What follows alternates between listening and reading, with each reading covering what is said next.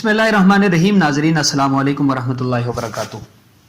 जैसा कि आप सबको मालूम है कि जब से कोरोना वायरस की वजह से मुल्क में लॉकडाउन हुआ है तब से मुख्तलिफ खबरें मंजर आम पर आती रही हैं। तालीमी इदारे, इम्तहानात की तारीख, प्रैक्टिकल एग्ज़ाम्स के हवाले से मुख्तलिफ लोगों ने झूठी खबरें फैला के सोशल मीडिया पर तहलका मचा के रख दिया। ऐसे ही एक खबर 2 दिनों से सोशल मीडिया की जीनत बनी हुई है। खबर कुछ यूं थी कि 1 जून से तमाम स्कूल्स, कॉलेजेस और यूनिवर्सिटीज़ खुल रहे हैं। इस खबर को हर शख्स ने बिना किसी तस्दीक के शेयर की। और यहाँ आपको ये भी बताता चलूँ कि 1 जून से अगर इदारे खुल जाएं तो ये इंतहाई खुशी की बात है, मगर ये जो खबर फैली हुई थी ये झूठी थी।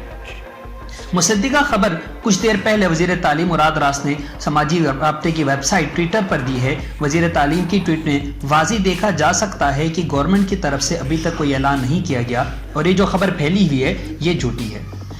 आज की मेरी इस वीडियो का मकसद आप लोगों के जहनों में मौजूद शुकूक व शुबहात को दूर करने के साथ साथ ये गुजारिश भी करनी थी कि खुदारा किसी भी खबर पर आंखें बंद करके यकीन ना करे, बल्कि मुतल्लिका वेबसाइट पर जाके इस खबर की तस्दीक भी करें।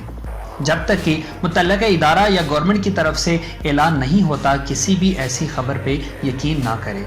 साथ ही साथ मेरी तमाम तलबा तालिबात से दर्दमंदाना अपील है कि ऐसी खबरों को शेयर करके अपना वक्त ज़ाया करने के बजाय इम्तहानात की तैयारी करते रहे।